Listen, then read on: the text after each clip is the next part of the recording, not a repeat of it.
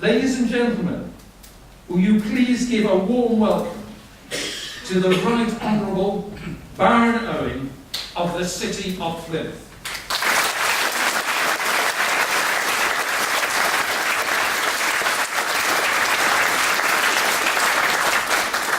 Thank you for asking me. I think now we need courage, confidence and conviction. I think it's also appropriate that in this last stage of the campaign we should be having this meeting here with the Bruges Group. I want to challenge and ask a fundamental question, because I think it has great relevance to this whole issue of referendum. How was it that Margaret Thatcher, the most powerful Prime Minister we've had since we joined the European Common Market in 1973, failed to slow down, let alone halt, the continued integration of the EU, despite being the most hostile Prime Minister ever towards the end result, integration. And with that, a United States of Europe. And even on the backbenches, when she'd been forced out by her own MPs and was no longer Prime Minister, she was not able to overturn Maastricht. The answer, and it has direct relevance, we as a nation are sometimes accused of being shopkeepers or pragmatists. We're quite fond of both. Call it what you will. We continuously underestimate and simply will not address the underlying passion and commitment of the powerful people who on a day-to-day basis run Europe and steer it towards their end result, a United States of Europe. If you're going to defeat an enemy, it's best to understand an enemy. We also ignore how effectively the Brussels believers turn the mind frame of the diplomats, civil servants and experts from the member states to their idea of Europe. Part idealistic, part realistic, they constantly reiterate the idea that a nation state is rather old-fashioned in a complex world, that supranationalism enshrined in treaties which cannot, let us remember, be amended, just yes or no, is the only way forward, that democracy is untidy, inefficient, and needs to be managed and tempered by expertise. They have both a design, a method, and tenacity, and do not underestimate it. It is not a conspiracy, and labeling it as such is a mistake, which they can and do label as paranoia. Behind their method lies a body of theoretical writing and a true bureaucracy, in the sense that the administrators who run in the EU feel themselves responsible to an idea of Europe. Their community method has been defined as the process whereby political actors in several distinct settings are persuaded to shift their loyalties, expectations, and political activities towards a new centre, whose institution poses or demand jurisdiction over the pre-existing national states. They haven't worked out. Behind the method is the notion of spillover, which again is out of crisis, you make changes. And they're planning, as we speak, that after a decision is taken here in this country, they will move into their next phase of integration. They have linked the free movement of people and labour to their single market when it is not necessary, because they know it is necessary for a currency and it is necessary for a United States of Europe. As a result, there's a complex interlocking structure that measures its achievement by the extent to which it acquires greater central power. And they have managed cleverly to keep the European Parliament as their ally. All this is underpinned by an overriding federalist ethos within the European Court of Justice. Put very simply, unless we vote to leave now in 2016, we will pass a tipping point in powers and laws transferred from the UK, which means we will have gone beyond the point of no return in our capacity to govern ourselves. The common market and the community never came close to this tipping point, but now with the Union and a common currency we are crossing over the line. TTIP does this in relation to the NHS. The EU Charter of Fundamental Rights does it for the law. Now let us look at defence. Surprisingly, it came very high initially on the agenda of Europe, but as we know, it was effectively defeated on the 30th of August 1954 in the French Assembly. De Gaulle, like Margaret Thatcher, was a very strong leader. He hated the very idea of a United States of Europe. Yet he was eventually persuaded to drop his Fouché plan in 1962 to deal bilaterally with Adenauer, forge not peace, that was done by NATO, but real friendship between France and Germany. And when I asked, are there any benefits of all this, I would certainly say yes. That has been a substantive benefit, the interlocking of the civil service and the French and German people. Now, at this moment, there is a German paper circulating in Brussels and Berlin which advocates detailed plans for progressing an EU joint military headquarters and shared military assets. It's been held back deliberately from our referendum, but it will come into effect, and it will come into effect without the UK. It doesn't matter whether we vote remain or leave, because there is this new mechanism, enhanced cooperation, which allows 9 member states to move, and in this case they will do it over the defence structures, and probably a good deal more than that, 9, to the overall 27. Now, people who ought to know better are involved in a soft shoe shuffle in the EU to diminish NATO and pretend that the EU can fill what is fast becoming a yawning gap in our military capabilities in Europe. For decades, the US Defense Department has been hostile to EU common defense, accepted in Maastricht by John Major, and autonomous defense promoted by President Chirac and Prime Minister Blair. The US has at the highest level repeatedly warned against 2 planning centres for defence in Europe, one in the EU and one in NATO. Every US Secretary of State for Defence, the present incumbent included, has publicly, when retiring, opposed this development. So have most Secretaries of State in the department, though it's always been muted by the relationship of the officials in the State Department to the EU and to the idea of a United States of Europe. Now, while the EU is dysfunctional, NATO is not dysfunctional. NATO would benefit today from a solely committed British voice, not one hovering between it and the incredible concept of EU defence. Incredible in the sense that it is not remotely credible. It is a pretense. By the people's choice, not its elite, Denmark is already one NATO country that is already not allowed by their laws to involve themselves in all the EU defence arrangements and treaty language. A core priority, when I hope Britain leaves the EU, must be for the UK to strengthen our support for NATO, help improve the alliance's capability to act cooperatively to preserve peace and security, and including dealing with ISIL, wherever it surfaces. Now, President Obama's attitude to some of these issues has changed the White House atmosphere, and who knows what's going to happen in the United States politics in the future. When I'm asked about my own attitudes, I'm not too defensive. I don't mind changing my view if the facts change anyhow. But there have been 2 phases in the EU development. Some of you have a long history of being against all of them.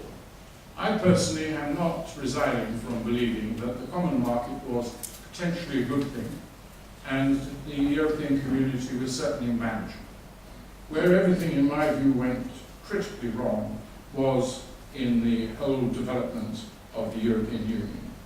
And I must say this, I think it was a terrible shame that Margaret Thatcher did not take the criticisms of the putting the monetary union into the single act by Nigel Lawson when Chancellor as seriously as she later did realise.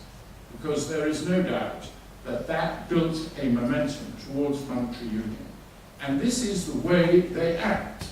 And this is why I think it's extremely important to analyse all this pretty carefully.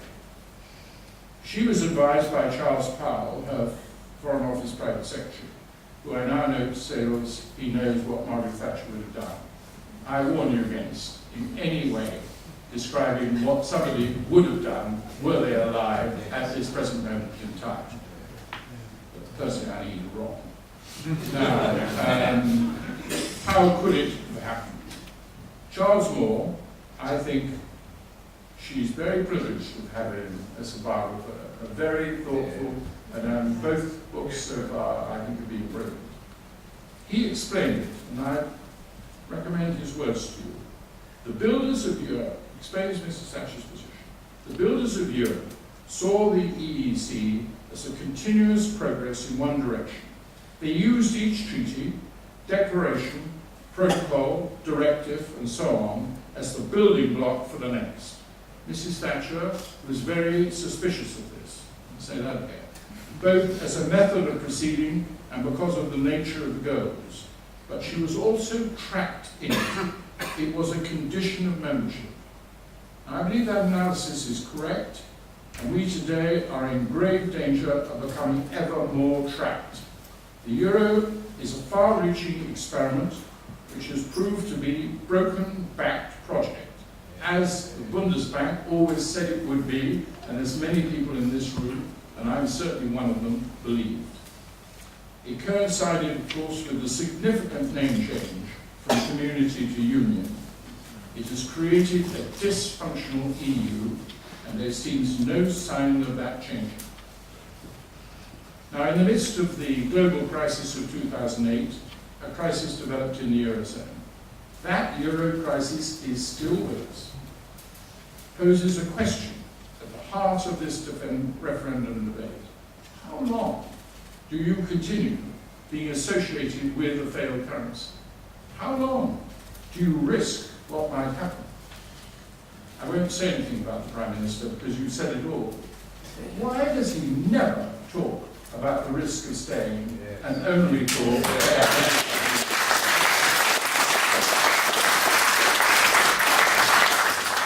My answer to the question of how long we should be associated with this failed Euro experiment is very simple. 10 more days.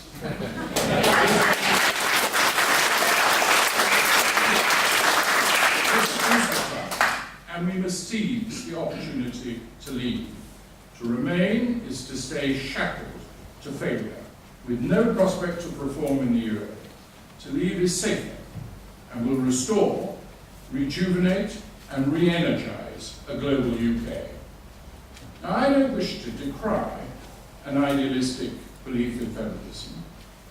People's views have waxed and waned on that on the continent. In this country, there's always been very little support. It's usually been associated with the young. And I can understand why they might think that it might be possible at some future date to create the United States of Europe. But all the evidence is that it is quite impossible to do it with the support of the people of this country. Poll after poll shows 15% of people of this country are prepared to contemplate this issue as a maximum. And yet, it is on our doorstep. It is here and now. And we must call it for what it is.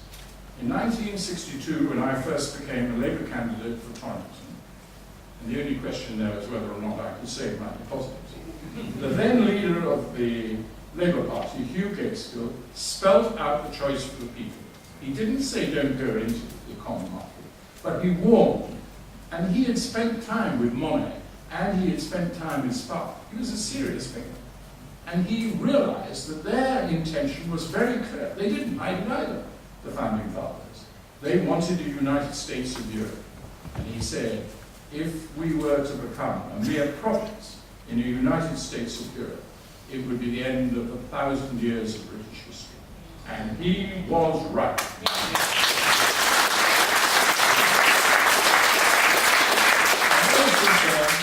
I've been a European, but never a federalist. And I would like to remind the Labour Party that in 1977, Jim Callaghan asked me on a whole-day cabinet to prepare the papers and write them myself and not have it done in the Foreign Office on what should be the future strategy after having settled it in '75 in the referendum. And the whole weight of that presentation was to be European but anti-federalist. And even then, it was not envisaged as conceivable that we would have a monetary union. Nevertheless, I've lived in Greece now. I'm a Greekophile and I love the country, and I've been there in a house for 15 years. I've watched the Europe that has emerged. I've watched this so-called social Europe, which I used to really believe in, and the concept of a social market economy. I've seen the levels of unemployment in that country. And I visited Spain and Portugal and seen the levels of unemployment there and in southern Italy. I've seen what it means to have a collapsing currency. Don't think that we would be insulated from this in any way whatever, just because we've not been part of the euro. So if Italy, a large country, was to collapse, and it could do so at any stage, certainly within the next 3 years, we would feel the impact. Come with me into Greece. The butcher, 40% down. The baker, the essentials of life, 40% down. The pharmacies with empty shelves. And a lot of those drugs that are supplied are supplied by drug companies who haven't been paid for years and who still go on doing it. And then you can't get money out of the ATM machine, and your spending power is greatly diminished, and there is a depressing atmosphere, certainly on the streets of the major cities. I wouldn't wish it on anyone, and I'm not prepared to wish it on the people of this country. One of my friends said to me, David, the Eurozone is going to collapse anyhow. Why should we take the responsibility for it? I said, responsibility? It's our responsibility at long last to protect our people from this. It is, we know it can possibly happen. We know it is likely to happen. The former governor of the Bank of England, Mervyn King, has made it very clear in his book. He talks of alchemy in the title. He says, the Eurozone crisis will continue. A Eurozone collapse is inevitable unless they effectively create a United States of Europe. One country, one currency can work, but this present mess is going to continue. And let's have some plain speaking about this. So I would say now, and finally on this issue, at least Michael Heseltine has been open about it. He said, one day we will join the euro, quite recently. There's no hurry, he said, and I don't think it's going to happen in my lifetime. When he's 83, so you don't have to wait long on that prediction. And I am absolutely convinced, when we went through the whole of the argument about the euro, and we were being told, I was virtually banned from certain places. The Financial Times, that great supporter of the euro and all its works. And time after time in this debate we find the same people who told us with dire consequences for the British economy if we went into the euro, are now saying exactly the same thing, and usually denying ever said it. Fortunately, there are some records of their position on this. So I say, look carefully. I warned you about defence. Have a look at another federalist development in the EU's pretentious foreign policy.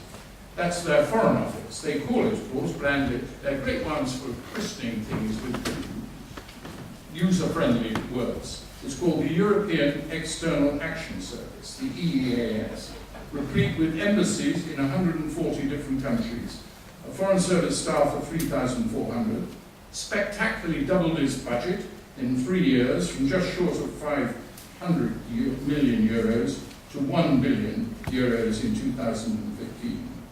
The European Court of Auditors has heavily criticised the expenditure on lavish dividends.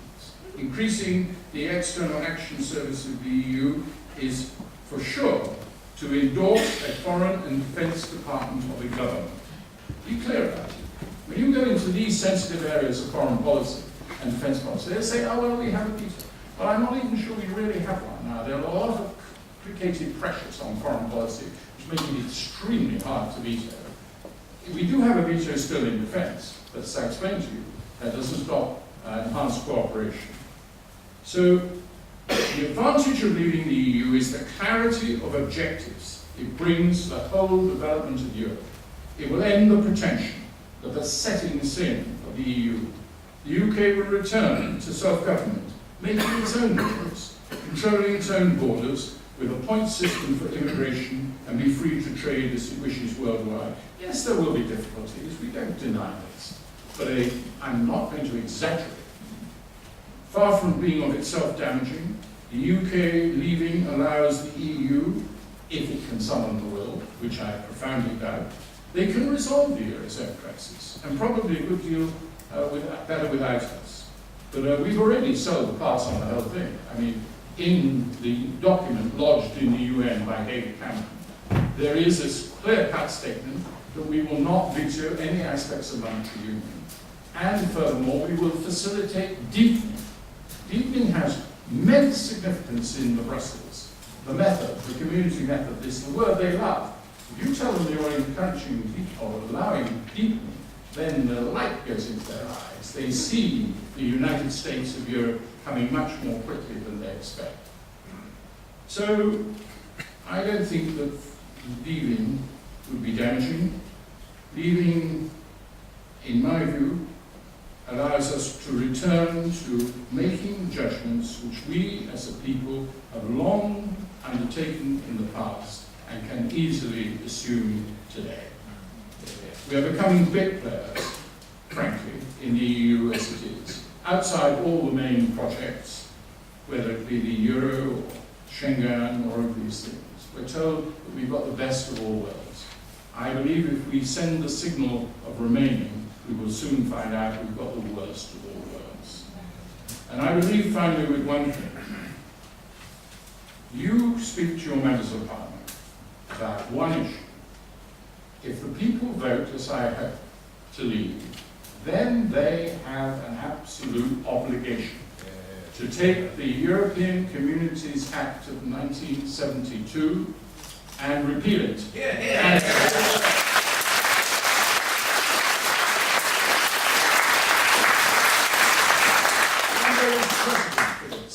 In the 75 election, in the middle of the election, Jim Callum, who was written to by somebody from the Cabinet Office, a very distinguished and good civil servant, and he said, you know, there's not any need to legislate in a hurry.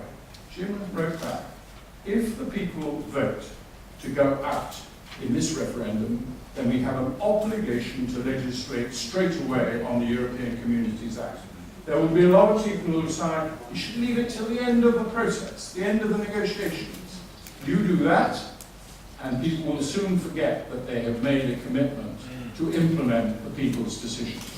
And we must be quite clear that legislation should be presented to Parliament no later than September. It should be passed in December of this year, and it will then run for 2 years with one extension if there's agreement in all the European Council for another year of negotiating if we are making progress on a bilateral negotiation on trade.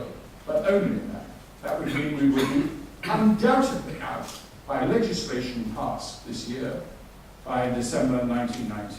And that gives you 6 months to your general election in 2020, when on all past precedent I will vote for the Labour Party.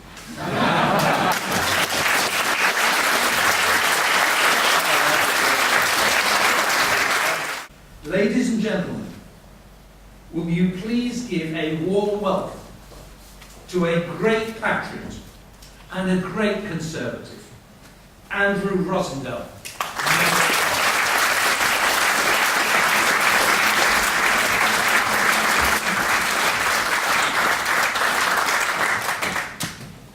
Barry, Lord Owen, members of the Bruges Group, friends, ladies and gentlemen. I am delighted to be here this evening to address this important meeting so close to a date of destiny for our country. Ladies and gentlemen, we are fighting for the very soul of this nation. Let there be no doubt about it. If we fail to win this referendum, and if we are locked in to the European state which is emerging from the European Union, it will effectively be the end of the United Kingdom as a sovereign nation as we have always known it to be. We are fighting for the rights of the British people to govern their own country and to make their own decisions about our own future, the way we have always done for nearly 1,000 years. Nothing, ladies and gentlemen, is worth giving away the rights and the freedoms that our forebears have fought so hard to cherish over so many centuries.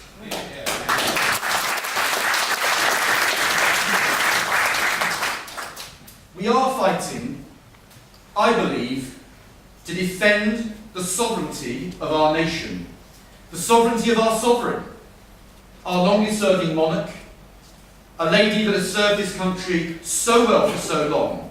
She herself has presided over governments which have shamelessly, without any choice of the British people, shamelessly, slowly but surely handed away so much of the power in our country to make our own decisions.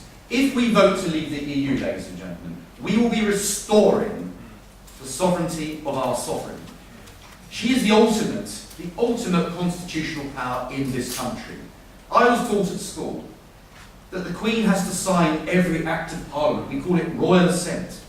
Nothing should happen in these islands, these British Isles of ours, without the Queen giving royal assent. Well, we know that now that is no longer the case. The House of Commons Library have done an independent assessment of this, and they believe that between 50 to 60% of our laws are now made by the European Union over and above the heads of the people that you choose at a general election, over and above our government, over and above our own Supreme Court, and indeed even above the head of our sovereign herself. This is unacceptable to me. It is totally unacceptable. It is a shameful betrayal of everything this country has ever been, and we must fight it to the very last second, up to the 23rd of June.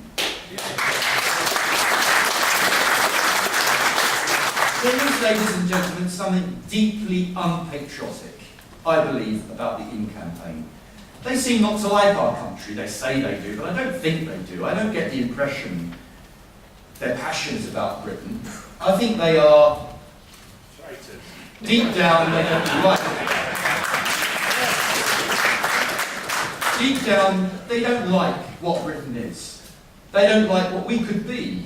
They've got a pessimistic view of this country. They see Britain as a country in decline. It's only Mrs. Thatcher really that reversed that decline and showed us that we could be great again. And she sort of inspired the country to believe in itself and the people to believe in this country once more. And it's only since she left office that once again we are back on the road of having leaders who want to manage our decline. Well, on the 23rd of June, I believe if we win this referendum, everything can change again for the better. We can take back control of our country, make our own decisions, lead by example, and Europe will thank us for this. This isn't just a battle for us. This isn't just a battle for the United Kingdom and for all of us here in this room and the whole of our country. We're actually fighting a proxy battle for the rest of Europe as well. I think that most countries in Europe will one day thank the people of the United Kingdom for seeing how awful this entire monstrous European Union has become. We are setting not only the British people free, ladies and gentlemen, we will be setting the people of Europe free as well.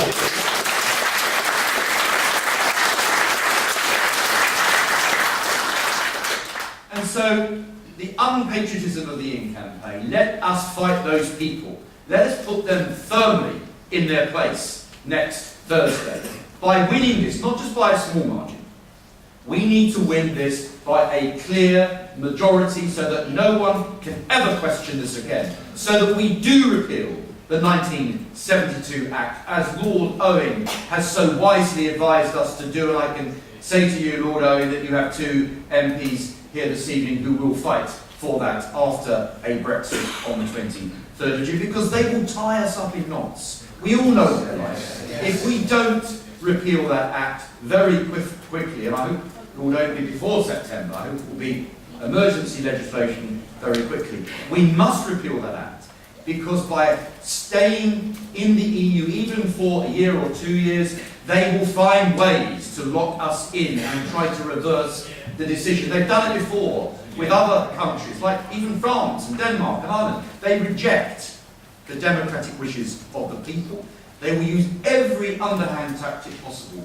We must ensure that after that referendum, we immediately enact legislation that restores the sovereignty back to the British Parliament and the British people. And that is what we must fight to do.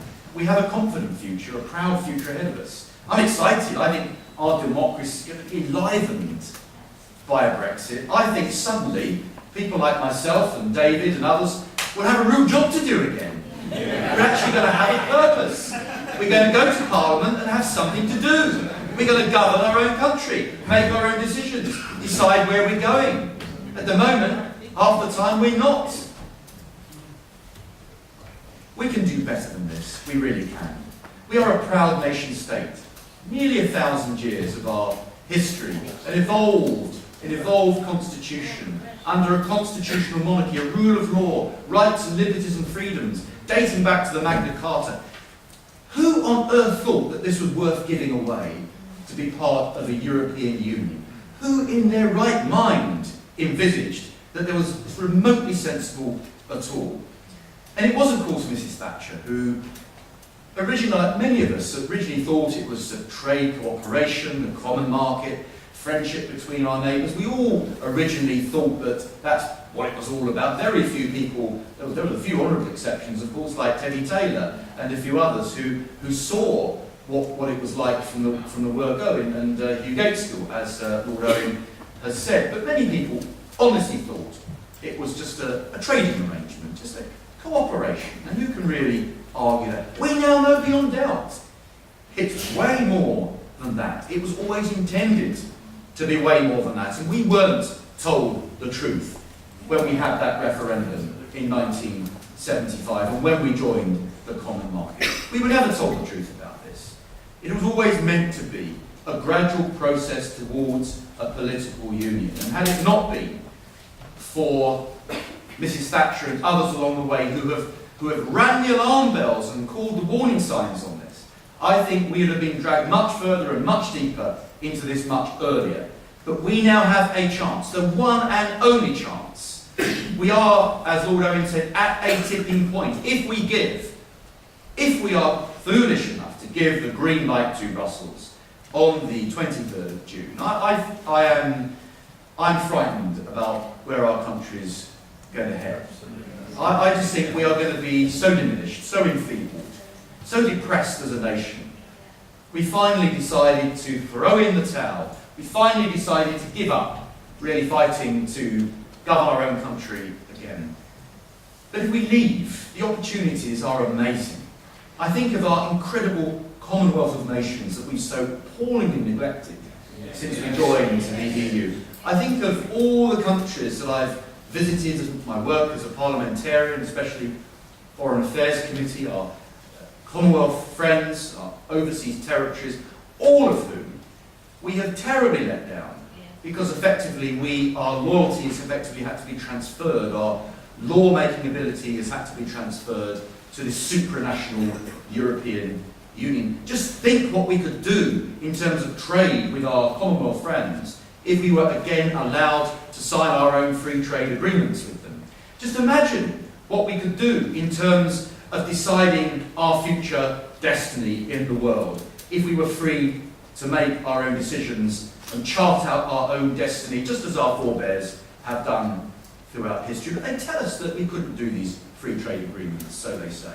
It would take so long, it would be impossible to do. Far better to let the EU do it on our behalf. Ladies and gentlemen, that is absolute bunkum. Do you know what? I went to Liechtenstein only recently, very small country, sandwiched between Switzerland and Austria. And I met the foreign minister of Liechtenstein. The first thing she said to me is that she'd had a busy week. And I said to her, well, Minister, what have you been doing? And she said, well, I've just come back from my meetings with the Foreign Minister of Indonesia and Malaysia to agree on the final terms of our free trade agreements we are signing with them via the European Free Trade Association, which they're still part of, with Switzerland, Norway and Iceland. And I was gobsmacked. I thought, really? Liechtenstein having a say over a free trade agreement and joining up with those countries to trade freely? And then she said, yes, in fact, we've got free trade agreements with about 30 or 40 other countries. And her PA then proceeded to print off a list of every single country that they have got free trade deals with, plus the list of the other ones that they're about to negotiate and sign free trade deals with as well, which included India.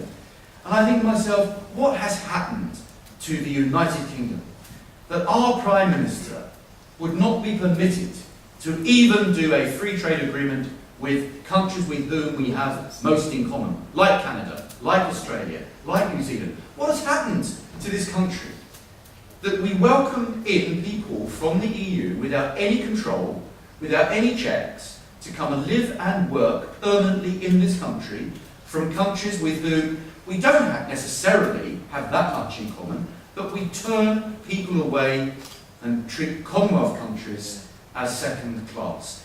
I just think, ladies and gentlemen, this whole thing has taken Britain in totally the wrong direction. We need to summon the courage as a nation and as a people to stop and pause for just one moment and think about who we are as British people. How did we get to live in such a magnificent, I still believe, the greatest country on this planet? How did we get to be where we are? It wasn't Europe that suddenly gave us all these things. It's the British people that showed courage, that were adventurous, that decided themselves and made their own ways throughout our history and gave us what we have today. We are the inheritors of what our forebears created. It isn't worth giving away. It's never been worth giving away. And those who have given most of it away up till now were wrong. And we have to put that right. But we will only have one opportunity to do that. And that is next Thursday, by voting to leave the European Union, to restore Britain's right to govern its own destiny, and to give Her Majesty back the sovereignty that she has lost. Ladies and gentlemen, not only vote to leave, when you leave this room tonight, for goodness sake, do not go to any more meetings like this between now and next Thursday. None of you belong in rooms like this in the next 10 days. Every single one of you, please, volunteer in your local constituencies. There is campaigns raging across the country. Our strength is our grassroots activism. Every single one of you here can deliver leaflets. Every single one of you here can knock on 300 doors in the next 10 days, 30 doors a day, and persuade people. Every single one of you can take 1,000 leaflets and hand them out at your local railway or tube station. Every single one of you can go to a polling station from 7 a.m. to 10 p.m. and stand there the entire day with a smile on your face and a Vote Leave badge and show to people that we are flying the colours and we are passionate about what we believe in. Every single one of you must become, even if you're not used to this, and some of you may not be involved so much in political parties and understand why these days, but every single one of you should ensure that you don't waste a single moment in the coming 10 days, because we can win this if we go out and fight and we show that we are not prepared any longer to see our country become diminished and enfeebled. We must win because we love our country. Thank you very much.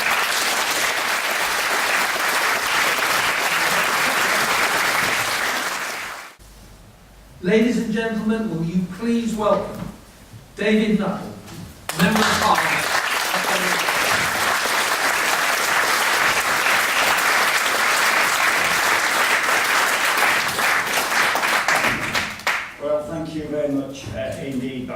those kind words of introduction, and it's a great pleasure to be able to address the Bruges group once again this evening, and indeed a great honour to follow Lord David Owen and my colleague from the House of Commons, Andrew Rosindell.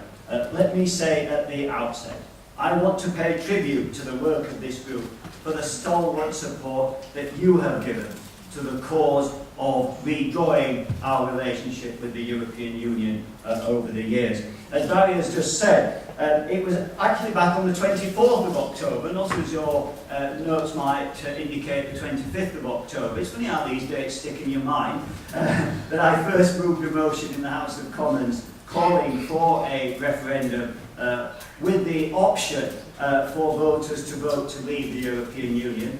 There was a 3-line whip imposed by the Conservative and Liberal Democrat coalition government and by the Labour opposition to oppose that motion. Not surprisingly, given that 3-line whip, it was defeated by a small matter of 483 votes to 111. With 80 other Conservatives joining me, and including my colleague, the Honourable Member for Romford, to vote against the imposed view of the whips. We may have lost the vote that day back in October 2011, but the genie was out of the bottle. As you will know, since 2012, I have been chairing the Parliamentary Better Off Out Group. We have been meeting regularly to look at, in detail, what we could do to secure our exit from the European Union. And most people accepted it would have to be done by way of securing a referendum. And for years it seemed a distant prospect. And it was not until the Prime Minister's Bloomberg speech that it began to look like a real possibility. And I'd often say credit where credit is due to the Prime Minister for having the courage to change his view about giving the country their say over this issue. Even then, there were many who doubted that it would actually ever happen. But for a start, it needed a majority Conservative government to be elected, and there were very few who thought that that was a likely outcome in the run-up to last year's general election. When the Conservatives did secure a majority, the prospects of a referendum immediately changed. And now, in 10 days' time, the British people face the most important vote of their lives. Now, considering the thousands of speeches given on this topic in recent days, it's difficult to imagine that there is anything very new to say. However, Mr. Chairman, just in case there is anyone in the audience tonight who has just dropped in from the planet Zog and has missed the last few months of debate, let me briefly set out what I believe to be the fundamentals of why we need to leave the European Union, for the sake of not just the prosperity and the freedom of this generation, but of generations to come. Number one is that in order to be economically successful, we need to be able to govern ourselves. We need to be able to make our own laws. In a word, we need to regain our own sovereignty. Since we joined what was then referred to as the Common Market in 1973, not only has the organisation changed its name over the years, it has step by step acquired all the attributes of nationhood. And as the European Union has become more powerful, we have become weaker and less powerful. We are bound by the laws of the European Union, and where there is a dispute between national legislation and European Union legislation, it is European Union legislation which is supreme. The EU has its own parliament, its own president, in fact it has lots of presidents, it has its own flag, its own currency, its own national anthem, its own external action service, and it can make treaties on our behalf which bind the UK. You don't have to be Einstein to see where it's all going. It is heading very quickly towards a single European superstate. And secondly, let us consider our trading relationship. Very simply, and there have been lots of words said about this in recent days, the UK has a trade deficit of £68 billion a year with the other 27 countries in the European Union. £68 billion a year. And the astonishing thing is that we pay about £10 billion a year in net contributions for the privilege of having that deficit. Now, how does that work? Let's move on to immigration. Leave's position on immigration is one aspect of the debate which has been misrepresented perhaps more than any other. Leaving the European Union does not mean an end to immigration. What it does mean is that we will be in control of our immigration policy. And we can treat the people of every country in the world fairly and equally. And the argument that I have heard put forward so frequently in recent weeks by the Remain camp is that the introduction of an Australian-style point system would somehow result in an increase in the number of new arrivals. Well, look, this is patently nonsense. We would not adopt exactly the same system and exactly the same criteria as Australia. We would be free and able to design our own system to suit our own requirements.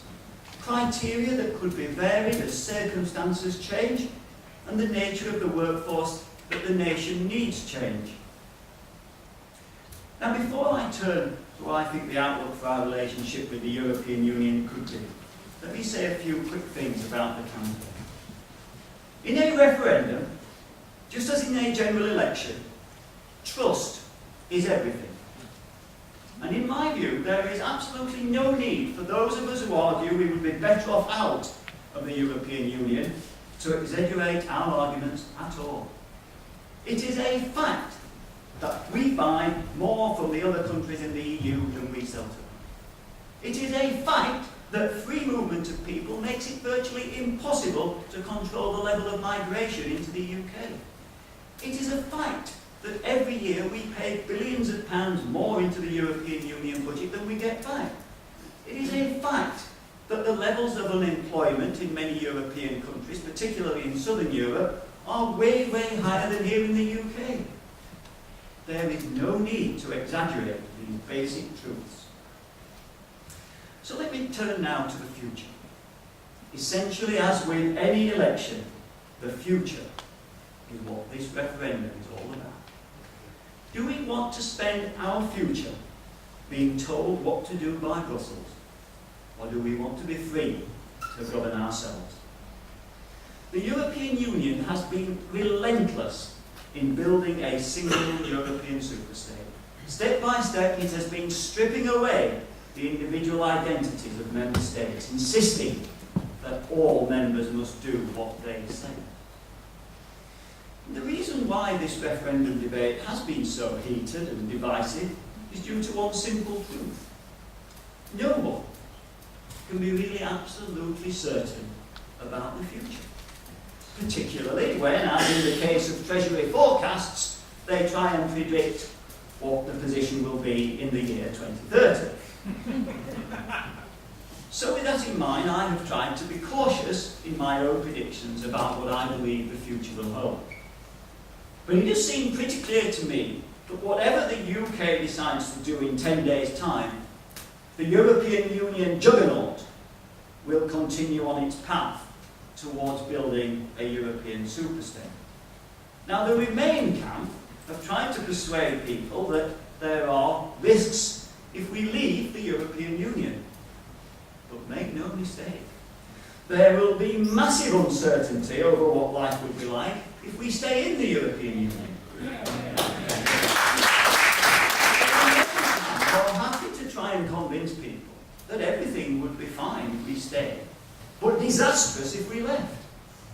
We have heard very little from them what life would be like if we stayed. And one thing is sure, things will never be the same again, whatever the result. Claims and counterclaims have been flying back and forth. But let us concentrate this evening on what we actually know about what the European Union has in mind.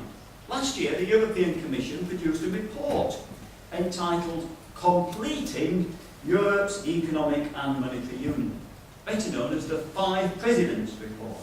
it proposed advancing the European project on 4 fronts: the economic union, financial union, a fiscal union, and crucially, a political union.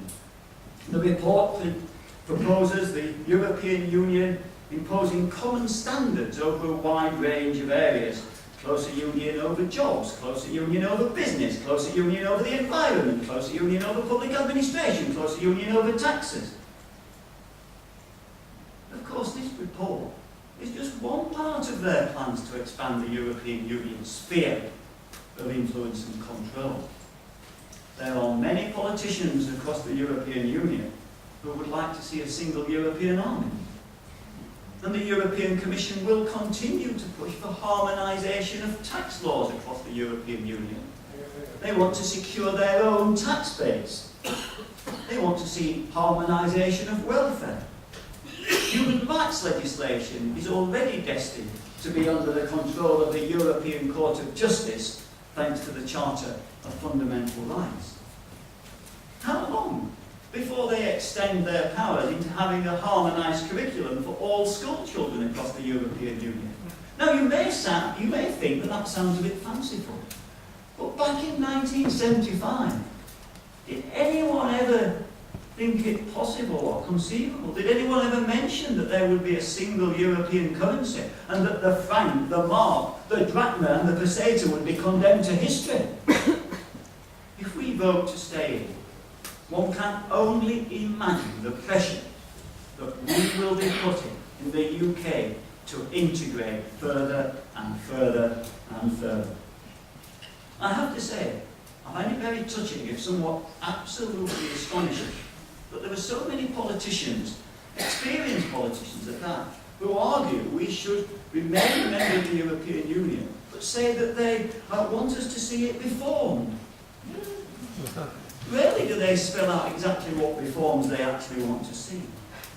But in any event, do they really believe that the European Union will reform itself in any meaningful way if we vote to stay in?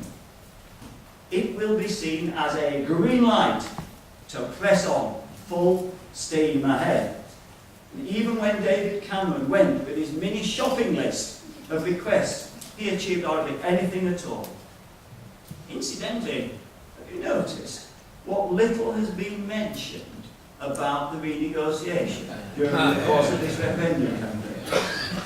If the European Union would not agree to reforms when there was the promise of a referendum and the danger of us leaving, does anyone seriously think that the European Union will ever agree to any meaningful reform when the danger of us leaving is no longer even on the horizon? Now let me outline briefly, by way of comparison, what I see our future relationship with the other countries in the European Union will be like if we leave. I actually think that after the initial disappointment, the other countries will very quickly realise that there is absolutely no reason why they cannot still sell their goods to us. There's no reason why people who want to work here cannot apply to do so, just like all the other millions around the world. There's no reason why they cannot deport their criminals in their country back to the UK, and there'll be nothing to stop them having their own criminals back for that matter. There's no reason why we cannot continue to exchange intelligence information, and there's no reason at all why we cannot continue to cooperate on a friendly basis on a wide range of areas where it is in our mutual national interest to do so. So in conclusion, Mr. Chairman, I hope that there will be a clear and decisive vote for us to leave on the 23rd of June. But in the event that the scare tactics of the Remain camp are successful in persuading a small majority to vote to stay in the EU, let me make this prediction. The Remain camp have described the future so rosy and so far from what I believe the reality of what life will be like in the future if we do continue as members of the European Union, that I believe that there will be massive disenchantment with the public. And that disenchantment will soon turn to anger as they realise that they have been let down. And I think it may be sooner than many people expect before the demand for us to leave grows once again and becomes so overwhelming that it will become impossible for a government to ignore those demands. There will either have to be another referendum, or the people will elect to government a party who will have it as a main manifesto commitment to take us out of the European Union.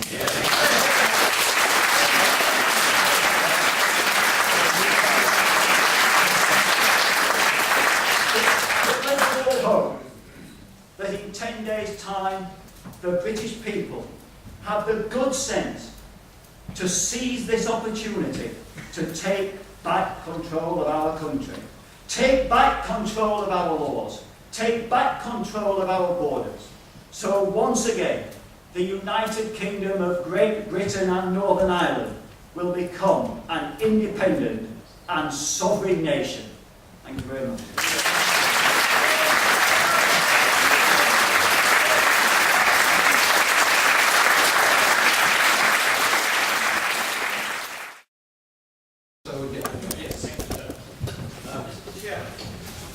Mr. Chairman, I have a question really for all the speakers, but it leads on from Lord Owen's statement that this battle is only really going to begin once we've voted to leave.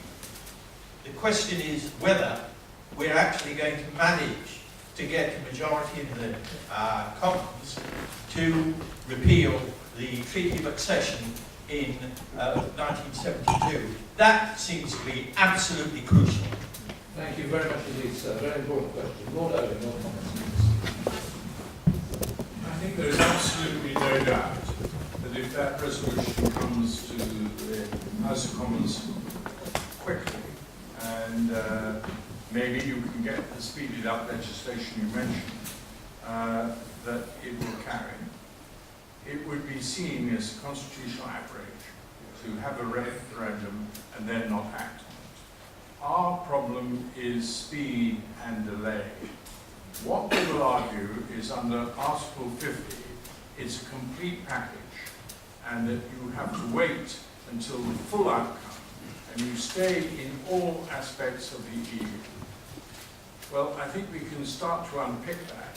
For example, are you saying we should fight the 1919 European election and conduct ourselves as if there are going to be another 73 MEPs? That is such a ludicrous position that it will soon become clear you have to start quite soon to ensure that there is no election in this country and you don't start selecting candidates and doing everything like that. But that's just one of many. And there is no doubt that the way the treaties are crafted on defence, foreign policy area, that is one you can separate out right away, and would actually be the most powerful one to separate out because it is the clearest and the most specific. And we have somewhere else to go, which is to argue all of those issues of foreign policy and defence inside NATO. So I think that if we start absolutely determined on this issue, the Prime Minister said he will implement his words. He said in the House of Commons, I will sign the Article 50. He used the word I. Frankly, we've had that from too much from Blair than to have it from Cameron. Both of them are developing exactly the same presidential mission, advised by the same person who was the Cabinet Secretary. We have got to stop this. They have got to accept that the first thing that happens is a new cabinet has to be formed, and this cabinet has to have papers in front of them. Do you realise, as far as I can understand, at no stage were papers put before Cameron made his decision in 2013, before the manifesto commitment was made, and before the legislation finally. On all these issues which they now do special Treasury tests and run models and all of this, none of that was ever done before these decisions. Now why? And why didn't the civil service force it through? because there was a genuine belief that this was a perfectly rational choice for people to take, and that it could be either or. And it was only when they suddenly realised, when Cameron came back and found his negotiation rejected by the press and by everybody, he suddenly realised he could lose. And from that moment on, they've unleashed all these activities to point to you as if there's no choice. So your point is essentially correct. We can get that legislation through this year. We could probably get it through in the first 6 months of 2017, but don't count on it. And by 2018, I don't believe you'll get it through.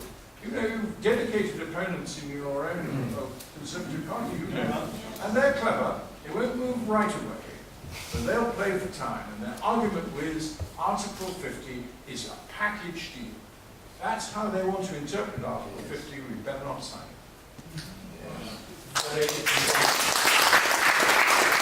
Before we move on to another question, because I think this is an absolutely crucial point, and it is absolutely crucial that we frustrate any attempt by the Prime Minister and his allies to impose Article 50 in short order. I would like a comment on this subject from our two Conservative members of Parliament here as to whether the mood in the Conservative Party in the House of Commons will be sufficiently strong to resist such a move. Well, Barry, I cannot look into a crystal ball as to what the Conservative Party and the Parliamentary Party will be like on the 24th of June. I'm not interested in the personalities of this. There are people, I guess, who will jostle the jobs, positions, even the top job. What I'm concerned with is that whoever is Prime Minister after this referendum actually fulfills the wishes of the British people. Yes. And if David Cameron is willing to give an absolute commitment and act on it immediately, then I think people like myself and David would applaud him for doing so. I'm not sure he will do that, frankly, and it worries me deeply that they will try all sorts of tricks to keep us in, as Lord Owen has said, delay for time. We know what type of things they're capable of. The fact that the British people have voted, at the end of the day, they'll try and find all sorts of mechanisms around that. And we have to do the right thing for our country, and we've got to make sure that if David Cameron isn't willing to do it, we put someone in who jolly well will. Yes.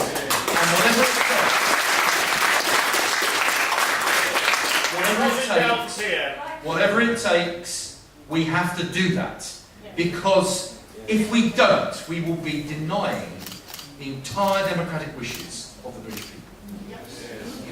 Can I just say one thing about the speed at which government can operate when it needs to? Last week, when it was discovered that the computer had crashed for about an hour and 3 quarters, within hours, the next day, there was new legislation brought before the House to extend the deadline by 2 days. It had only been out for less than 2 hours. So governments do have the capacity, when needs must, to move with remarkable speed. When it suits their own purposes. I'll be bearing that in mind when they try and say, oh, it's all far too difficult this, and we'll need to think about it for a few years, and we'll need to set up a commission to look at all the implications, and then there'll have to be a subcommittee from the Department of Industry to look at the effects on industry, and we'll then have to have another subcommittee to look at the effects on the foreign policy, and before long there'll be another general election, and the referendum will be forgotten. Well, look, I certainly won't be wearing that, I can tell you.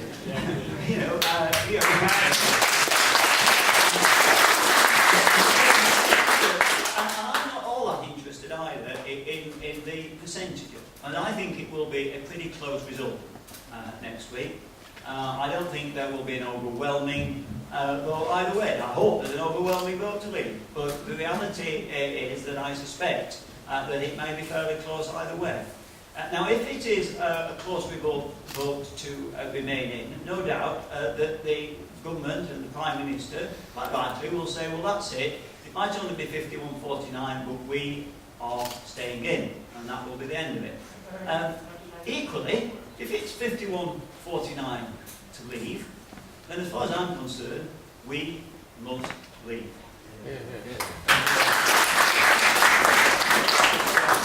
I'll take a question from the gentleman in the middle of that row there. Yes, you. John Stravis.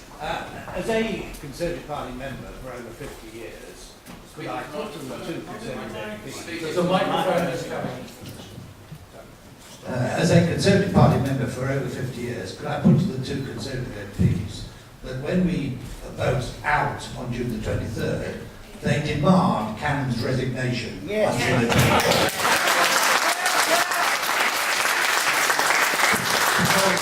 Many Conservative members have been so insulted with the way in which this campaign has been run by the Remainers that actually they have told me, many of them, that they will never vote Conservative again whilst ever Cameron and Osborne are running this party.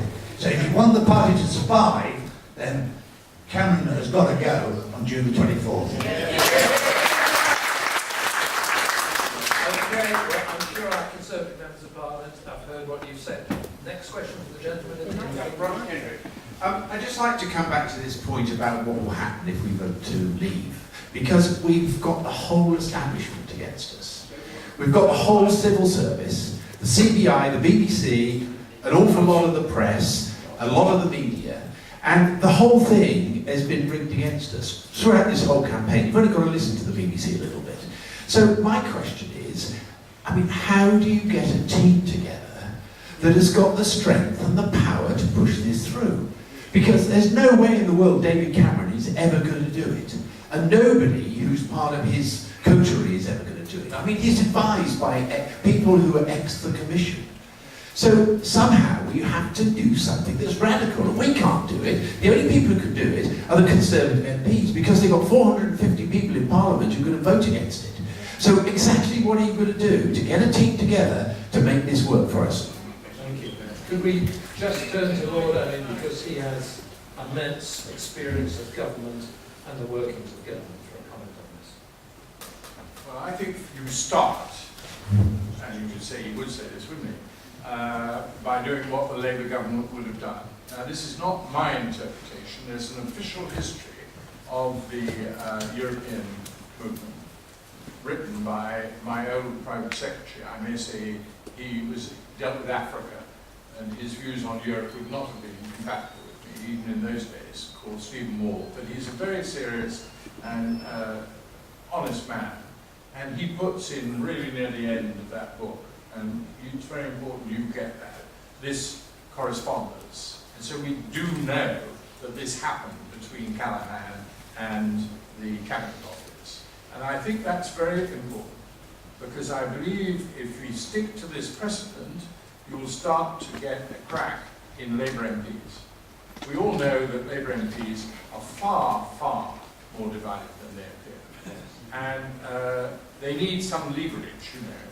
And I think by saying that their own Labour referendum was quite clear on this issue will help you get a few more. But even so, you're quite right, and they know much better than me, the House of Commons. Now, I don't like speaking on other people's political parties. They're very complicated things, and you know about this much better than I do. You ask me what the Labour Party would do, I've still got a certain amount of contact and touch with it, but I haven't got much touch for what you do. I'm bound to say, in the answer to your question, I do think that the day that this happens, as I hope and believe it will, we can't be without a Prime Minister. That is perhaps me as an old bureaucrat, or I don't think I've ever been a bureaucrat, but confidence is a funny thing. We've got to show to the world that we have made a decision, we're confident in this decision, and we're going to carry it through. And therefore, Cameron has got to stay. The trouble is, for a period. But the problem is that this man has fallen. And we know that he seriously considered resigning straight away if he lost the Scottish referendum from a pretty authoritative book, Cameron had 10. Now let's hope he's thought about it. The right thing for him to do, in my view, is the following: Constitution. It is to say that he has heard the message of the British people and that he will implement it. But that, as everybody knows, he was going to step down before the election anyhow, that as a result of this he will step down much earlier, but that he will only step down when there has been, and then he might say, an election. That's up to him. Or he would say, I'm confident that the procedures, the will and the negotiating procedure and framework is in touch. Now any of those options would, for me, preserve the constitutional position. Be a little careful about having a situation where you have some temporary Prime Minister. That is, we've never had that. We've always had continuity in number 10. And that would be very, very damaging to us as a cause internationally. So I must urge you to always keep that in mind. There has to be a continuous Prime Minister. And it's very difficult to bring in a deputy in this role. That would be almost seen to be preempting the election result. Certainly if they didn't. It's all right for a Labour Party in opposition. They tend to, their leaders leave next day, and then they appoint somebody. That person always says, I will not be the candidate, so they're not confusing the election. But that's quite difficult to sort of put in somebody like Theresa May, who, you know, it would be, I'm not going to go, I'm doing what I shouldn't do. From your party. But all I tell you is this, they will know what to do, and you have got to know what you're going to do. And you have got to make sure that the leaders of the Leave campaign know what they're going to do and have got agreements signed in blood between them. Because this is no time for confusions or ambitions or anything like that. I tell you, I have been impressed. I go every Thursday to meetings of Vote Leave, and I have been impressed by the way the three of them have worked. A Labour MP, Gisela Stewart, and Michael Gove, and Boris Johnson. And I will tell you this, it is quite impressive for an old man like me watching it. They are working together, compromising, trying to give each other different understandings and that sort of thing. But the fundamental one, from the day the election takes place, will not be Gisela any longer. She will be revert to being a Labour MP. And the fundamental thing will be between Gove and Boris Johnson. And the message has to go to them. You two have got to agree. And it is to be absolutely clear, neither one of you can be picked off. Because that's what always happens in this situation, unless there is absolute resolution. I've been through this when we formed the Gang of Four. The three of us were always agreed. But then we, right near the end, included somebody who'd come in and not been in Parliament, and we lost our cohesion. You have got to have absolute agreement amongst the two leaders in this situation that they will not be played against each other, that they will not be one offered a great cabinet post and the other one offered a great. None of these things. They will be absolutely resolute. And you are the right people to do it. And I'm really privileged to have heard neither of them I've ever met before, and to hear their resolution and firmness and clarity of thought and the way they express themselves. That's very encouraging. I go away thinking the parliamentary Conservative Party, broadly speaking, on our side on this issue, knows what it wants. But you have to talk to these leaders. You've got to get a very clear view, hour by hour, of how you will respond. Because one thing's clear, if Boris Johnson and Michael Gove were not in the cabinet, it wouldn't last. They have got a very powerful position.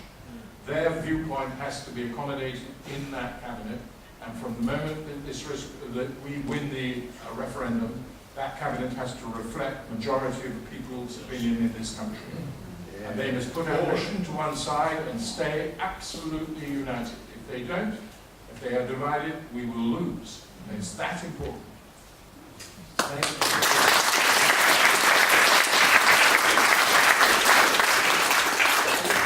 Thank you for those words of wisdom and authority and experience. The next question, gentleman in the king's arm. Yes, a gentleman. Hugo van Randwick, I work with the Bruges group as well. Thank you very much for the three speakers and really impressive and inspiring speeches.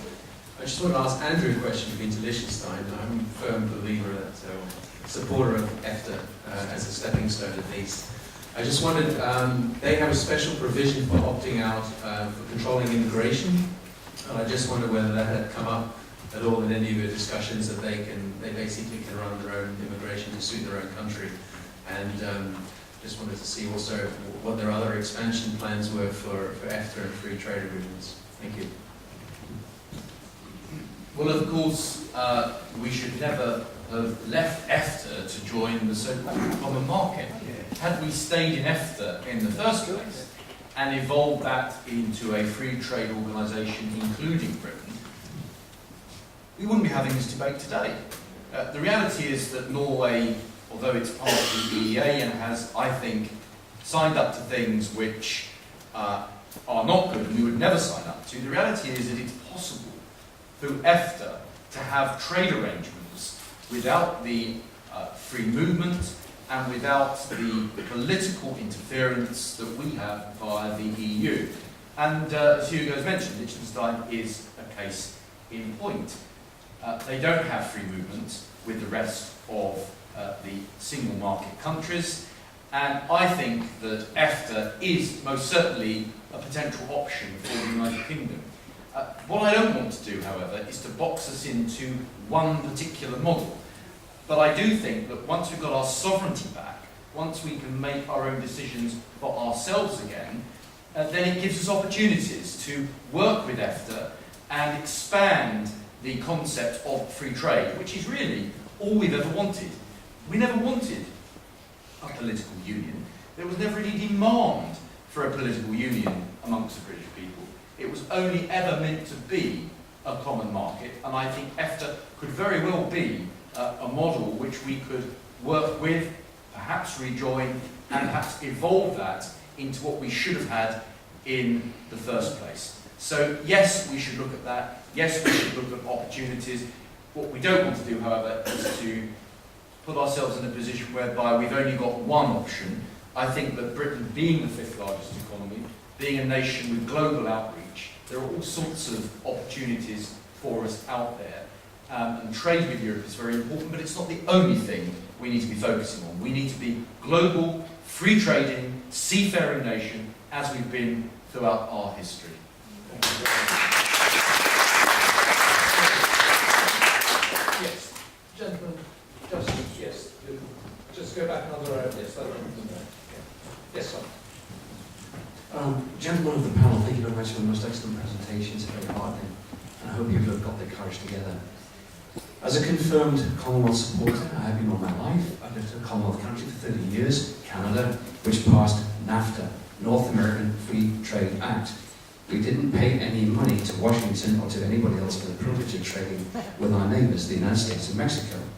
If you had said to any Canadian, by the way, the United States will be calling the shots and you'll have to do as you're told, they would never have succeeded. No Canadian I know would ever have accepted any such proposition. But of course, as you have said already, the British people were never given that opportunity to accept or refute such a demand. It was done by stealth. So NAFTA is a possibility that could be worked very quickly here, and we've got people quite capable of doing it, and it won't take 7 years or whatever they keep saying in the Remain camp. That's absurd. I wish, though, that the Leave Party, when questioned about what would happen after we leave, would simply say, we have nothing to worry about. We have our Commonwealth family and friends, and we have the rest of the world who are friends, and Andrew knows a great deal about that because he's interested in overseas territories. We have nothing to fear. And I just wish that Leave would give that message clearly, firmly, with some conviction. Thank you so much. Thank you. Would you like to make a quick comment on that? Because I know you're on the Leave Policy Committee and then the campaign.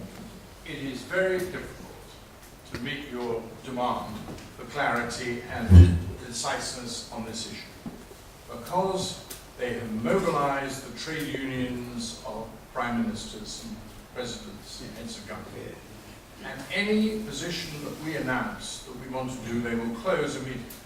And you've seen this, Schäuble has now closed, actually. And personally, I'm pleased. He said the single market, as it is, the Norwegian and the Iceland option will not be available to us. only it was carefully done, but that was what he was saying. And personally, I think that's helpful. I don't think you can go much further.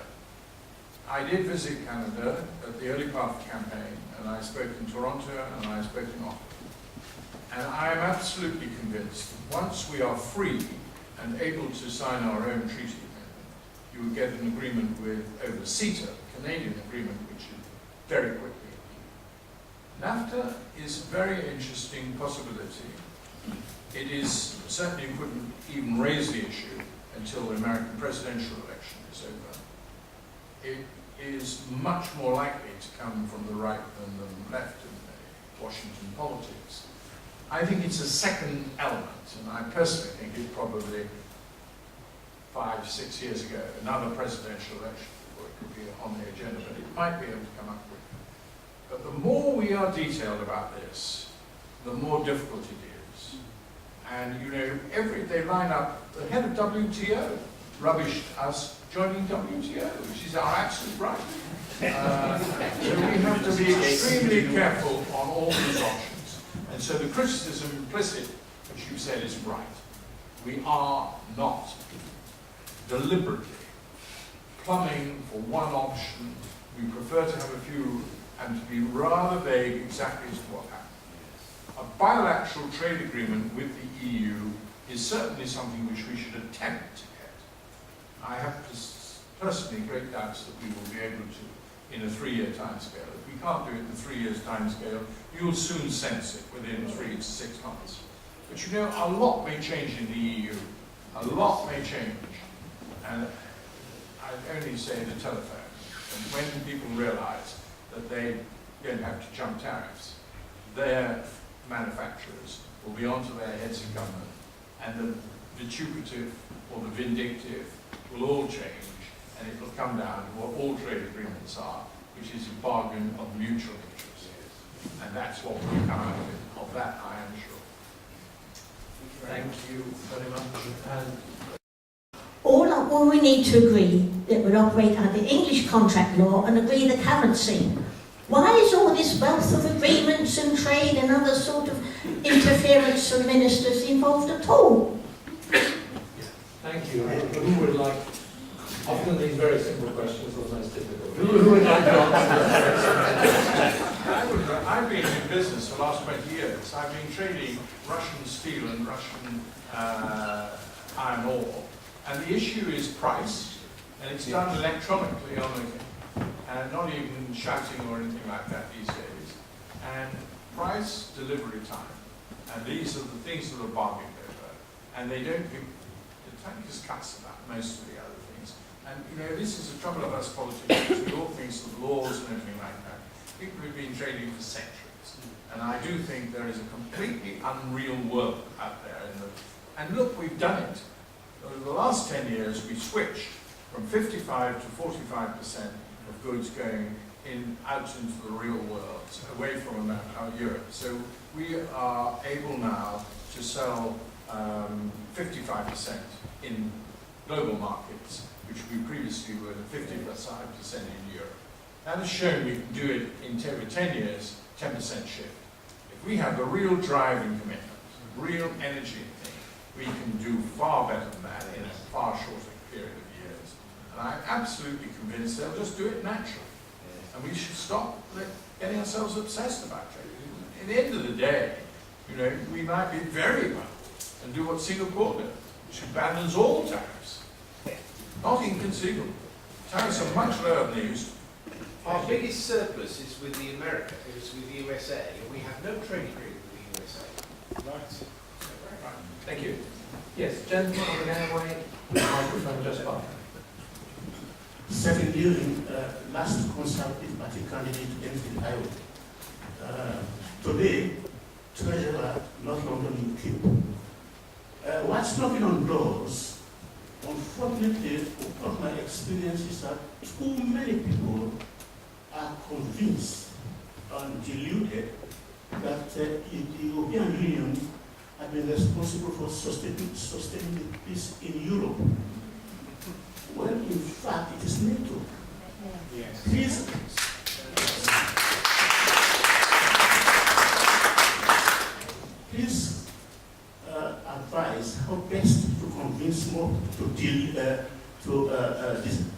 lose more people of disillusion. Thank you. David, I thought Yeah, I've been asked this question many, many times, and the simple answer is this, that what guarantees peace has not been this bureaucratic monster of the European Union. And in fact, if anything, if one looks at what's happening now with barbed wire going up all over Europe, and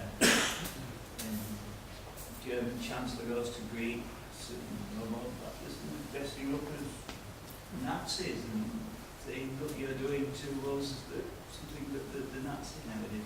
So things aren't looking too good actually when one looks at it from that point of view. But actually what guarantees peace in my view is democracy. That's what's brought peace to our continent. It's democracy, and the spread of democracy, and a strong democracy, free and fair elections, so that if you've got a government that you don't agree with, you can throw them out and replace them with one that is more to the people's liking. And that's what guarantees peace and stability. And of course, that's exactly what is lacking with the European Union. You can't throw them out. So you can draw your own conclusion. Thank you very much, David.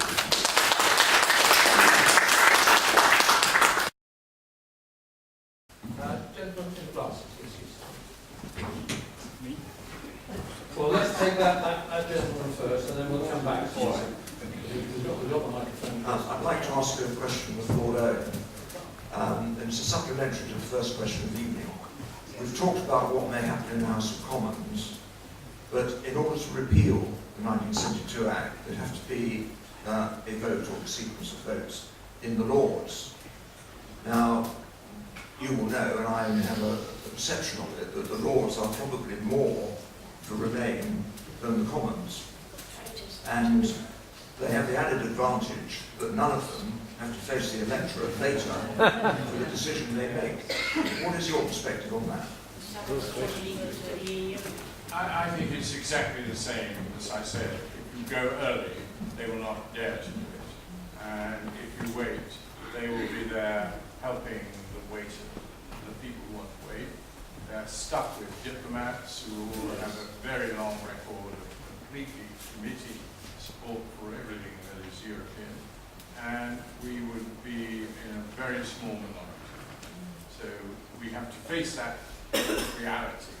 But we are not, it's unconstitutional to ignore the view of the people. Therefore they won't do that. They're clever actually. They won't walk into this trap. But they will wait, and they will, as I say, use another argument. So it won't be like this. They will hope that Cameron will move on Article 50 with an interpretation that Article 50 is as upheld. And this is, they will say, against my arguments about Callahan, we didn't have Article 50 in 1975. And if you look at Article 50, it is very, very difficult to interpret exactly what's happening. And it's open to any form of interpretation in some respect. And that's why it is an absolutely fundamental fact that there has to be a cabinet which has got a majority for the people's view. It doesn't necessarily mean they've all got to be people who voted to leave. They've got to have a grouping which you're pretty confident is not going to behave as the government has behaved over the last 3 months. It would be absolutely intolerable if that happened.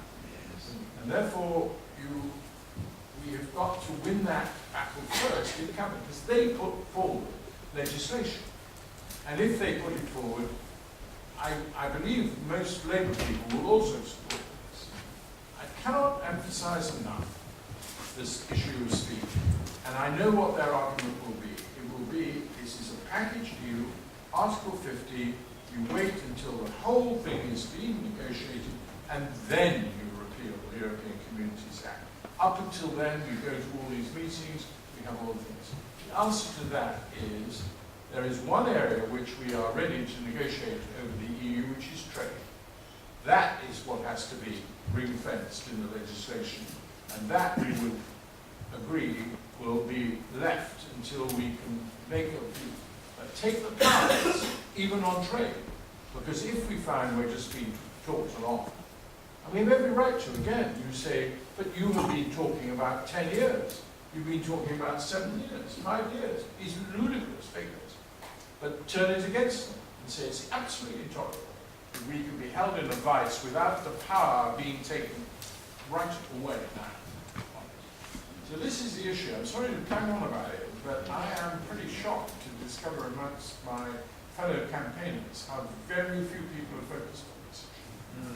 And I hope these two will take it now to Parliament and start to build up an absolute demand, and it needs to be relayed through to Gove and to Boris. I've written to both of them. I'm an old fart. I went on this committee because Nigel Rawson persuaded me, who incidentally, in my view, is the one person of all of us who can claim to have a perfect record on all this. I wish I had his record. He spotted the monetary union very, very early on. This has been the real problem. But I do believe now that in these next few days, don't wake up and do it on the 24th. We're in there now with a very real chance. Yes. And we've got to make our provisions, we've got to make our dispositions. It is a fight, and no general would leave this area undone. And so Gove and Boris have got to know from the very loyal support they've had from Conservative MPs. You know, we've all got different ideas, what should we say? You know, bloody difficult. And we've managed to keep the slight distance from UKIP, which was necessary for an election, but we've also got to respect them. Because frankly, we wouldn't be here.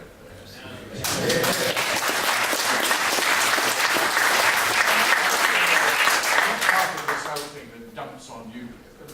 I had an open public meeting in my old constituency, Plymouth, with the MEP for the West Country, Lord Dartmouth, and he proceeded to give an exposition of trade of unparalleled clarity and effectiveness, recognition of the fact that he'd been at Harvard Business School. And we're now tweeting very much some of his own feelings and putting them right. So it's gone quite well. We've all of us got reasons how we would do things differently. But Boris and Michael Gove need to be held to account by the 100 Tory MPs. You've got to know what you're going to do and do work on this issue.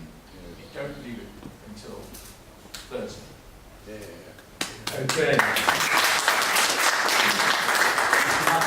Very briefly, Barry, in that in 1999, you mentioned in my introduction that I stood in the European elections that year, but William Dartmouth was on the same slate of candidates as I was. Okay. Just to follow up one further point on this, really, as David Owen said earlier, the concept and practice of cabinet government has changed a lot since Callahan and Thatcher. And sofa government has become the predominant style.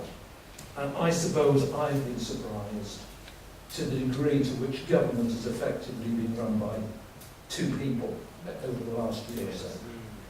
And government isn't effective and broad enough if it's only run by two people.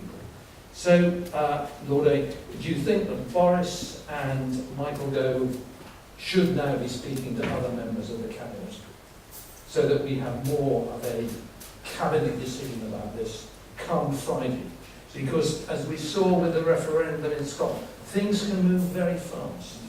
And Prime Ministers have a lot of initiatives within their power. Well, I don't know the honest answer to that, but the members of the Cabinet that came out, some of them well before both Michael Gove and Boris Johnson, and indeed myself, I think they have worked together with the team, and I'm sure they're thinking about this. These two are in a very strong position now to take this forward. Unity has been good, and we are briefed on what members of Parliament are doing, and they are grouped and they act as Conservative members of Parliament, and because they have constituencies, are building up a really serious general election machine.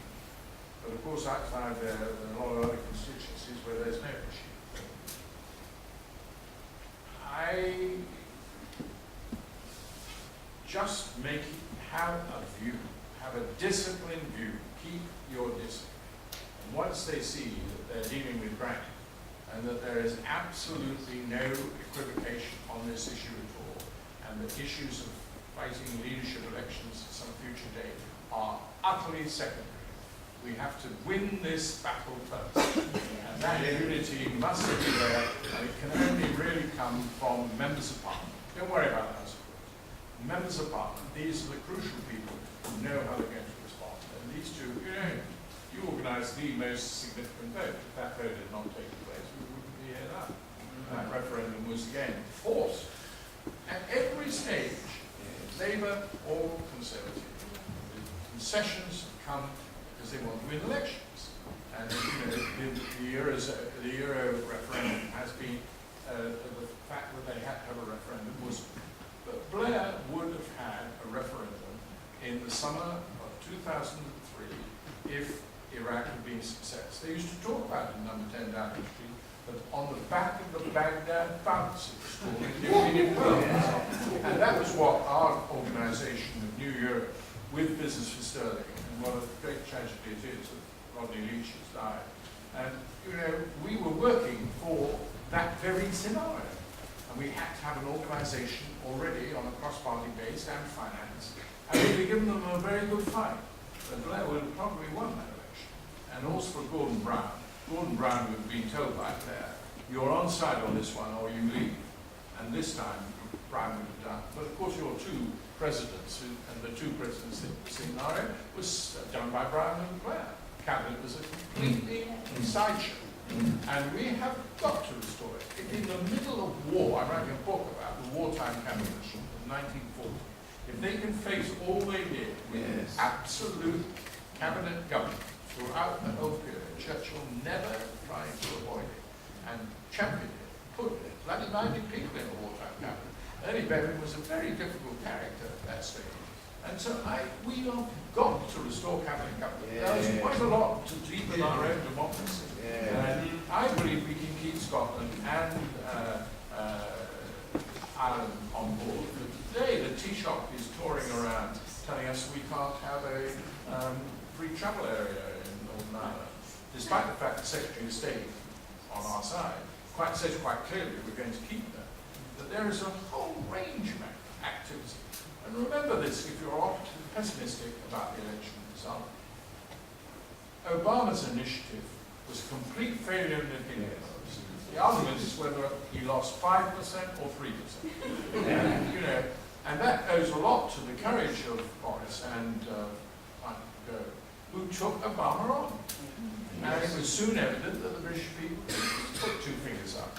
Very very encouraging. Thank you very much for those comments. The lady on the front row, please.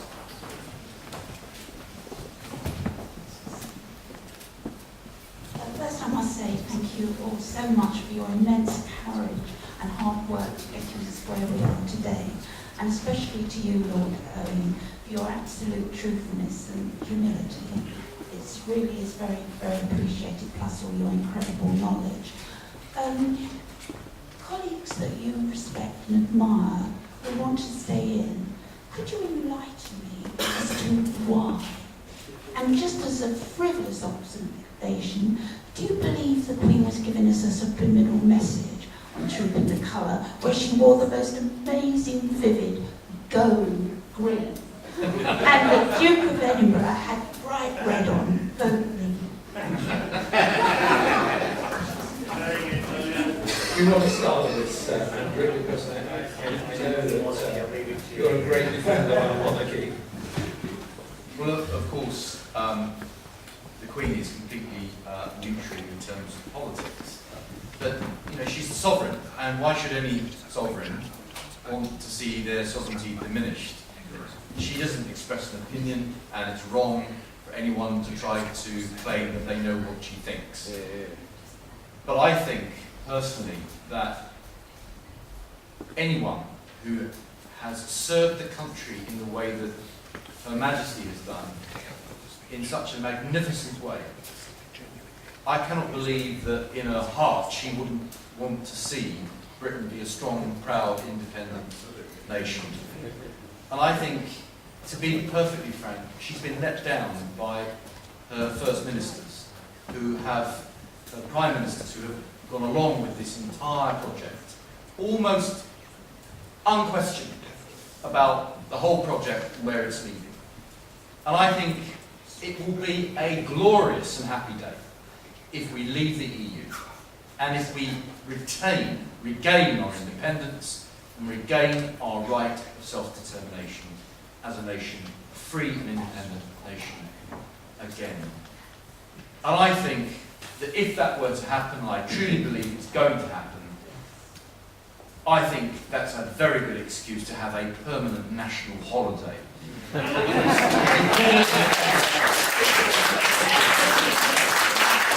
would actually call it Britannia Day. Because we as a nation have achieved more, I think, than most countries throughout our history. We've got so much to be proud of. And if we've got the courage to, for once, do what's right for our country and stand up to this nonsense, I think we will be stronger and prouder and completely enlivened again as a democracy. And so if that happens, we're going to be a happier country. We will be a happy nation again. So I think, I've been an MP 15 years, and I actually think that all throughout that entire period, I don't think we're that happy about our politics or our democracy. And there's something niggling away that we don't like. And I think it can be summed up in this whole European Union project. It's taken something away from us. It's somehow diminished us in the way that we act and think and proceed. And I think that by restoring everything and giving us the power and giving us a job to do again, I just think I think it's going to be a huge celebration. And I, for one, will be leading that celebration.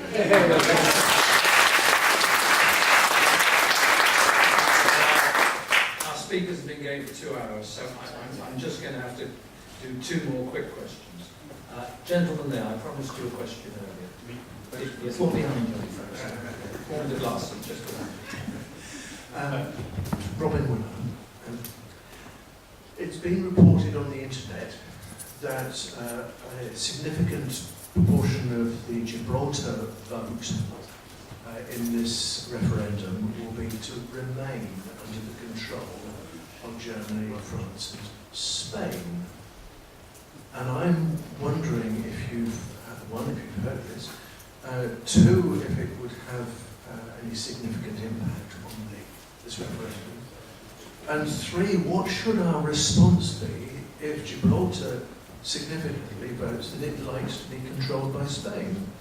Thank you very much, sir. Well, we've got a great expert on the floor for him. It's Andrew Rosindell. Well, the reality is that I go to Gibraltar regularly. I was there a few weeks ago, meeting with local people there, meeting with politicians. The reality is, I honestly do not believe the Gibraltarian people are particularly like the EU any more than we particularly do. I think they are pretty Eurosceptic as we are. They're proud of their British heritage. They want to stay British. The one big difference that they have with us is that they have a geographical border with a hostile country in the EU. And when Spain joined the EU, we were very foolish at the time, frankly, to let them join without this matter being completely resolved permanently. But we allowed them to join the EU. And at that time, in advance of that, the border was reopened. And so they were no longer kept behind, effectively, locked away in Gibraltar without being able to move freely into Spain.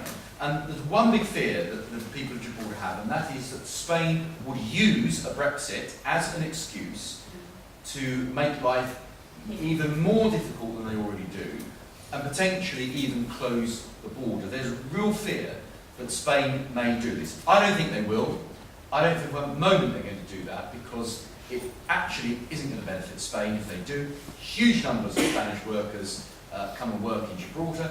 An enormous amount of British tourists go from the Costas over to Gibraltar. Frankly, it would be an act of immense aggression against the Gibraltarian people if they did that, so I don't believe they'll do it. But let me tell you this, there is one simple solution. And if you had a referendum in Gibraltar, I believe it would be voted through almost unanimously. If a British government, a new cabinet, a British government, offered the people of Gibraltar to become an equal part of the United Kingdom, in other words, no longer is it an add-on, an overseas territory, which isn't quite equal to the rest of the UK.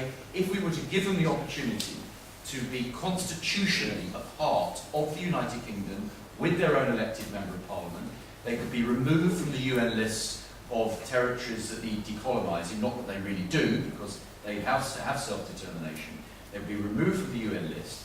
They'd be treated equally British, and with the devolved situation we have in the UK, there'd be no problem with self-governance in Gibraltar, with their own localised laws, their own tax policy, etc., just as we're now giving to Scotland, Wales and Northern Ireland. So this is perfectly doable.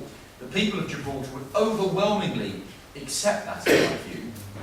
And then, if Spain picks a fight with Gibraltar, they're no longer picking a fight with Gibraltar, they're picking a fight with the United Kingdom. And we should defend Gibraltar in exactly the same way as we would defend our own constituents should they be under threat from a foreign hostile power.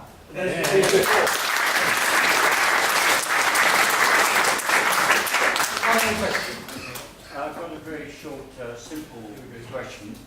Oh, thank you. In yesterday's press, it was reported that the EU is trying to displace Britain from its seat on the UN Security Council. Would the panel, no doubt briefly, care to comment on this? Thank you. Well, it's something I've asked about in the House of Commons before. It's something which has been on the agenda. They'd love to take our seat on the UN Security Council because, of course, they see themselves as a super state. They see themselves as larger than the United Kingdom or France for that matter. And of course, that's what they want to do. It's yet another reason. It's probably not a reason that very many people will have in their minds a week on Thursday. But it is actually a very important reason. And I wish people would have it in their minds because we keep hearing so much about if we were to leave, we would lose influence in the world. Far from it. If we stay here, we'll certainly lose influence because that would be one of the things which they will have in their sights. Thank you very much.